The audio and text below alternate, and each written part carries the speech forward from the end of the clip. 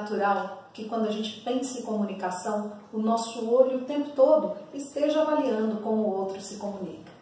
E não necessariamente nós sabemos se as nossas expressões comunicativas, elas correspondem às nossas intenções. O que acontece é que nos conflitos, muitas vezes, aquilo que nós soamos, aquilo que nós deixamos comum, aquilo que fica claro sobre uma atitude comunicativa, não seja a nossa intenção. Poxa, não era a minha intenção dizer isso, não foi isso que eu quis dizer, mas a responsabilidade das minhas intenções tem que estar na minha expressão comunicativa. Se o outro não me interpretou adequadamente, eu tenho que rever se as minhas expressões estão alinhadas com aquilo que eu quero dizer. Porque não adianta eu projetar no outro o fato de não ser bem compreendido. Então, os conflitos, eles moram muito aí. A gente acredita que a gente foi muito claro, a gente acredita que a gente disse tudo o que queria dizer, e na maior parte das vezes isso não acontece. Lembrando que comunicação, ela não é só fala. A comunicação é um olhar, onde eu posso fazer e o outro interpretar das mais diferentes maneiras. Então, tudo que eu deixo comum, tudo que eu expresso, fala algo de mim, quer eu tenha consciência disso ou não. E é na falta de consciência que os conflitos acabam se instituindo. Outra abordagem que nós nos preocupamos muito em fazer dentro das corporações é essa, sobre o medo que o ser humano tem de falar em público. E por que esse medo existe? Porque quando nós falamos em público, estamos sozinhos. Então, primeiro que aquele bate-bola da comunicação não existe, a palavra toda está comigo. E porque nós nos sentimos extremamente avaliados. Nós somos avaliados pelo outro, muitas vezes uma postura, um olhar do ouvinte com uma interrogação ou alguém que acaba bocejando pode fazer com que a gente acredite que o que nós estamos falando não está bom. O maior medo, eu acredito, das pessoas, eu sempre fico perguntando isso porque a intenção de auxiliar é grande, é de que alguém pergunte algo que ela não saiba responder. Mas, de fato, na era da informação, não tem como a gente saber tudo. Então eu acredito que hoje nós temos que saber não saber. Nós somos autorizados a não saber, nós somos autorizados a não ter tudo na cabeça. É lógico que o básico de um assunto é necessário, porque senão não seria interessante falar sobre um assunto que a gente não tem profundidade. Mas ter que saber tudo, isso é uma ilusão. Então, saber não saber nos livra desse peso de ter que responder tudo para ter algum valor. Aquilo que a gente é também vale muito, não só aquilo que a gente sabe. E aquilo que a gente é está transcrito na comunicação o tempo todo. Feedback parece ser um dos maiores desafios de comunicação na nossa cultura. Tem alguns levantamentos de que no Brasil, quando você chama alguém para dar feedback, você tinha um problema, passa a ter dois, porque as pessoas têm dificuldade de receber feedback.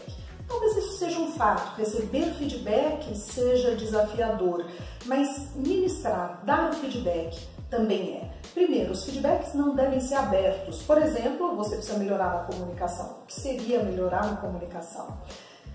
Um outro ponto importante é que não adianta eu falar aquilo que eu acredito que a pessoa está fazendo de errado sem dar um como fazer diferente para ela. Senão eu vou ser alguém crítico que só sabe criticar e não auxiliar. De uma maneira geral, as pessoas elas aceitam bem o feedback quando ele é bem estruturado, quando ele é alinhado e fala, bom, então vamos tentar a partir daqui fazer assim, nos falamos em 10 dias, porque senão o feedback fica solto, não é porque eu falo algo para alguém que esse algo terá que ser cumprido. E sem dúvida alguma, o feedback ele tem que ser muito bem direcionado em relação ao momento, não pode ser no momento onde eu guardei, estourei. O brasileiro é um povo, de uma maneira geral, afetivo e esses afetos podem impedir muitas vezes no alinhamento de um feedback. Aí também nós temos ferramentas exclusivas que direcionam, podem pontuar situações bastante específicas e de uma percepção ampliada do feedback. Feedback, sem dúvida, é uma ferramenta de muita construção da comunicação, mas ela tem que ser bem aplicada para que exista retorno e seja de fato eficaz. A comunicação é importante em todos os setores, todos os segmentos da vida. E eu acredito que no mundo corporativo, no universo comunicativo da corporação, ela se faz ainda mais importante porque, de uma maneira geral, todos nós não somos alfabetizados, assim eu digo, em comunicação. Não é dada devida importância à comunicação no que se refere ao nosso conhecimento sobre nós mesmos. A gente passa a vida avaliando o outro, observando como o outro se comunica com a gente, se houve falha na comunicação ou não. Parece que sempre o problema da falha está no outro.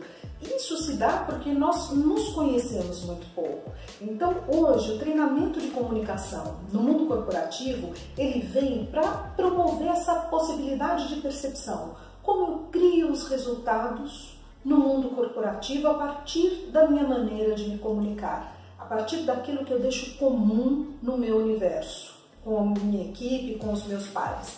Por isso é tão importante eu saber como a minha comunicação cria os determinados resultados no meu dia a dia. E agora a grande questão é essa: como desenvolver tudo isso? Como desenvolver comunicação quando a gente pensa em gestão de conflitos de comunicação, em falar em público? E é exatamente isso que a gente vem oferecer para que a corporação possa contar com o nosso auxílio no que se refere ao desenvolvimento da comunicação. Nós fazemos isso por meio de ferramentas exclusivas de autopercepção, onde a pessoa pode entender como as características comunicativas dela geram alguns resultados.